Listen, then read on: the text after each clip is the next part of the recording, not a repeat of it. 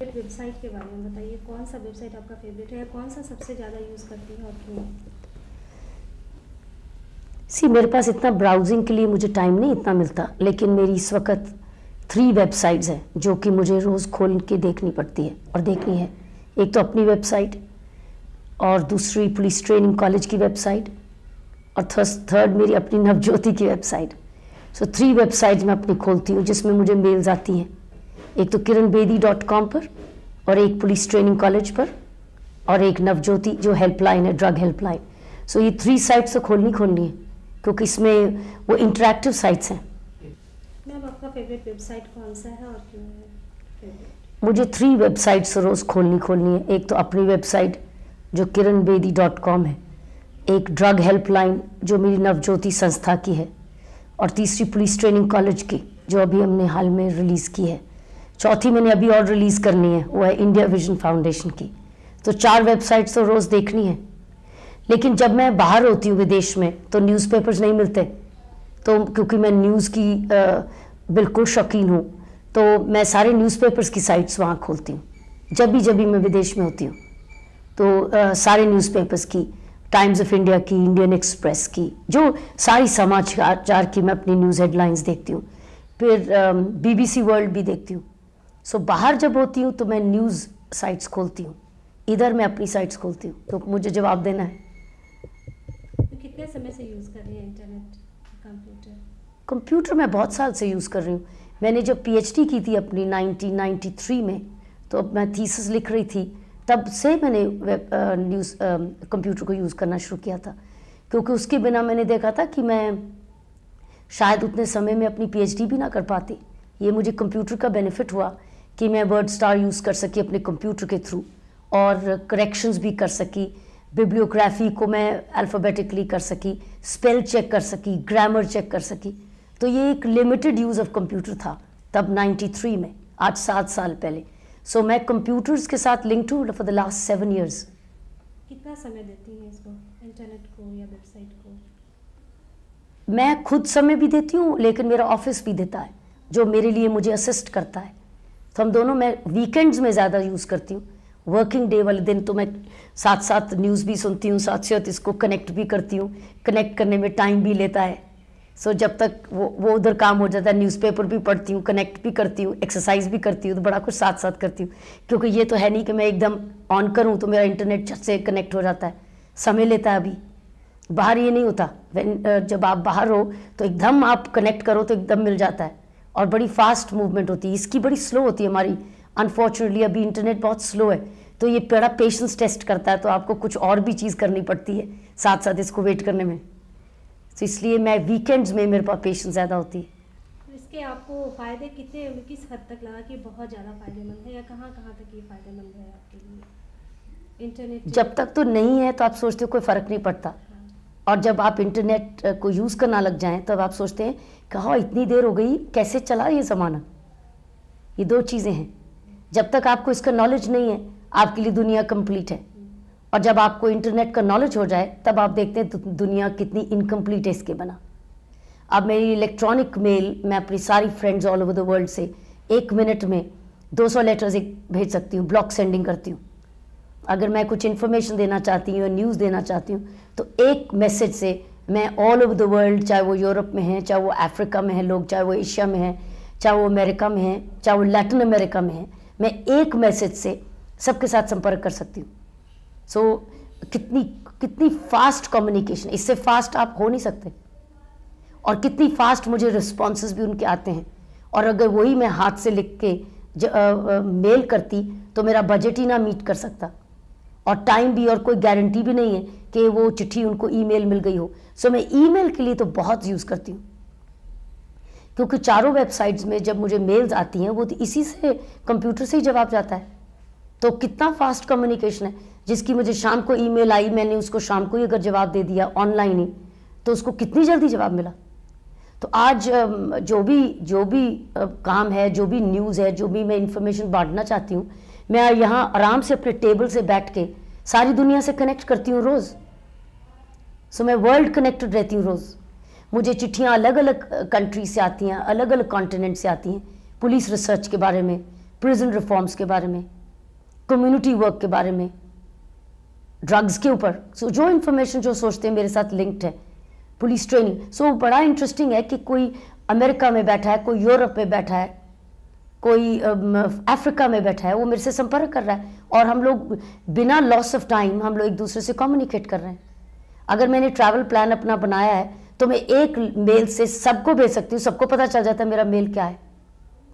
As a family हम लोग इतने कनेक्टेड हैं ऑल ओवर द वर्ल्ड।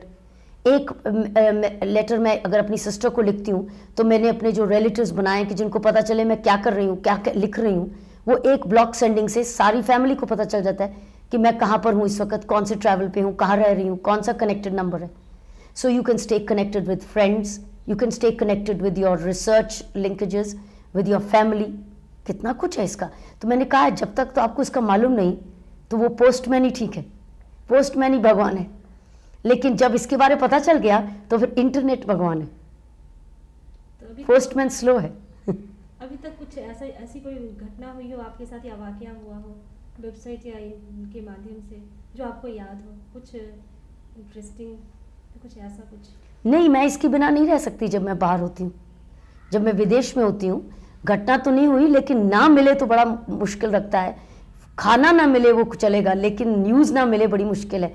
और न्यूज़ मिलने का एक ही तरीका है, क्योंकि आपकी ये न्यूज़ जब आप बाहर जाते हैं हिंदुस्तान से तो आप कैसे न्यूज़ कनेक्ट करेंगे? इंडियन रेडियो तो वहाँ आता नहीं, इंटरनेट के थ्रू मिलेगा, दूरदर्शन मिलेगी।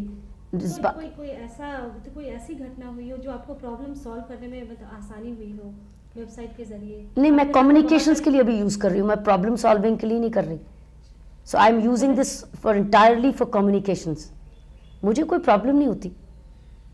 नहीं, जैसे केसेस आते होंगे ढेर सारे, तो उसमें कोई ये हेल्पफुल है ये या बहुत, क्योंकि वो मेरी वेबसाइट से हेल्पफुल है, क्योंकि लोग रिसर्च के लिए इन्फॉर्मेशन मांग रहे हैं, कोई लीगल एड के लिए हेल्पफुल मांग रहे हैं, कोई क्लैरिफिकेशन के लिए मांग रहे हैं, कोई इंस्पिरेशन के लिए इन्फॉर्मेशन मांग रहा है, कोई पता करना चाहता है बुक कहाँ मिलेगी, कौन से ऑफिस में मैं किसको कांटेक्ट करूँ, मैं काम ये कैसे करूँ, मैं इम्तिहान कैसे पास करूँ। सो ऐसी इन्फॉर्मेशन भी मुझे मिलती है, मांगी जाती है ये चारों वेबसाइट से अलग अलग। सो उन अलग अलग जवाब जाते हैं। तो अभी तक आपने कोई शॉपिंग की है इससे? नहीं, शॉपिंग मैं नहीं करूँगी साइट से। दैट विल वन थिंग, मुझे इतनी अर्जेंसी नहीं है, लेकिन वो स्टेज बाद में आएगी जब ज़रूरत पड़ेगी तो I can do my shopping या वाई नॉट। बट वो स्टेज अभी नहीं आई, मैं उसके लिए भी यूज़ नहीं करा। मैंने इसको इन्फॉर्मेशन एक्सचेंज के लिए भी किया, कम्युनिकेशंस के लिए किया, जो कि बहुत परफेक्ट है। भारत में नेट का भविष्य कैसा दिखता है? एजुकेशन के लिए किया। मैं कंप्यूटर ट्रेनिंग के लिए पुलिस ट्रेनिंग कॉलेज में खूब यूज़ करती हूँ। हमारे दिल्ली पुलिस ट्रेनिंग कॉलेज में कंप्यूटर लेबोरेटरी है और अभी मैंने ISDN भी लीज लाइन्स ली हैं, तो उससे स्टूडेंट्स जो हैं पुलिस ट्रेनिंग कॉलेज के, चाहे वो कांस्टेबल्स हैं चाहे वो सीनियर पुलिस ऑफिसर्स हैं, अब वो कंप्यूटर लेबोरेटरी में बैठ के अपना इंटरनेट सर्फ करते हैं और देखते हैं कि कितनी इन्फॉर्मेशन अवेलेबल है, कितनी आसानी के तरीके से। अब हम अपनी पुलिस ट्रेनिंग कॉलेज की सारी लाइब्रेरी जो है उसको ऑनलाइन लाने की कोशिश कर रहे हैं, ताकि जो हमारे पास मटेरियल है पुलिस ट्रेनिंग कॉलेज में वो हम लोग अवेलेबल कर सकें ऑल ओवर द वर्ल्ड, कितनी आसान तरीके से, ताकि Indian police literature, Indian police का जो रिसर्च आर्टिकल्स है वो ऑल ओवर द वर्ल्ड, जो कोई रिसर्च कर रहा है अगर इंडियन पुलिस के लिए के ऊपर, तो उसको मिल सके। तो कितना ज़बरदस्त टेक्नोलॉजी है ये। भारत में नेट का भविष्य कैसा दिखता है, फ्यूचर क्या होगा? अभी शुरू ही हुआ है, इसको कहते हैं ना, अभी हम नर्सरी क्लास में हैं इसके, we are still in nursery, हमको भी प्राइमरी में जाना है। इसी वो अलग बात है कि बहुत सारे लोग जो IT ग्रेजुएट हो चुके हैं वो विदेश में चले गए, वो ग्रीन मनी कमाने लग गए, डॉलर्स कमाने लग गए, देश में वापस भेजने लग गए और उन्होंने खूब नाम कमाया, क्योंकि इंडियन सिस्टम जो है वो ऐसी एजुकेशन लो कॉस्ट पे देता है। और कोई कंट्री नहीं है जो इतनी बढ़िया हाईली क्वालिफाइड एजुकेशन इतनी लो कॉस्ट में अभी भी देती है। इसलिए हम लोग एक्सपोर्टर्स बन चुके हैं of technology, of human technology. India हमेशा एक्सपोर्टर रहेगा ऑफ रिमार्केबल ह्यूमन टेक्नोलॉजी, लेकिन खुद गरीब रहेगा उसको टेक्नोलॉजी को यूज़ करने में। जब तक हम खुद, लेकिन जैसे जैसे हम अमीर होते जा रहे हैं, जैसे जैसे हम इसको समझते जा रहे हैं, इसकी नीड बढ़ती जा रही है और ये बढ़ती ही जाएगी। लेकिन विदेशों के लिए हम एडवांस हो गए हैं, अपने लिए जब तक हम और डेवलप नहीं करेंगे उतना समय लगेगा इसको यूज़ करते। जैसे टेलीविज़न का हुआ, पहले धीरे धीरे ब्लैक एंड वाइट टेलीविज़न मुश्किल से आया, फिर रंगीन आया, और आज अब देखते हैं एक एक दो चैनल से आज हम ओवर 60 चैनल्स हो चुके, तो समय लगा। और मुझे याद है ये 82 की बात है जब हम लोग रंगीन टेलीविजन से शुरू हुए थे। So now in last 20 years there's been a total revolution. So in last 20 years एक टोटल रेवोल्यूशन हमने टेलीविजन में देखा, और ये भी 20 years की बात है, और ये शायद 10 years में हम रेवोल्यूशन देखेंगे। सो आज हम ऑलरेडी नर्सरी पास कर चुके हैं, बड़ी जल्दी लगता है हम डबल प्रमोशन लेते जाएंगे, लेकिन उस क्लासेस में से तो निकलेंगे ना। अब ये तो सोच नहीं सकते कि नर्सरी से हम सीधा BA पहुंच जाएं, वो नहीं होगा। हम निकलेंगे, लेकिन शायद हम बड़ी डबल प्रमोशंस फास्टर लेंगे।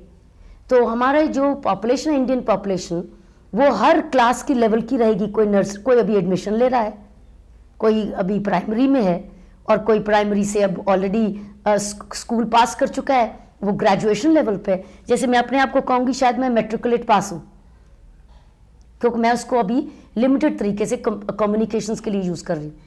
जब मैं इसको इंटायरली ऑफिस मैटर्स के लिए यूज़ कर सकूँगी, दिल्ली पुलिस सारी अपनी कॉरेस्पॉन्डेंस और रिपोर्ट्स थ्रू मेल यूज़ करेगी, FIR इसमें दर्ज करेगी, केस इसमें, रिपोर्ट इसमें हो जाएगा, तब हम लोग सोचेंगे दिल्ली पुलिस ग्रेजुएट कर गई।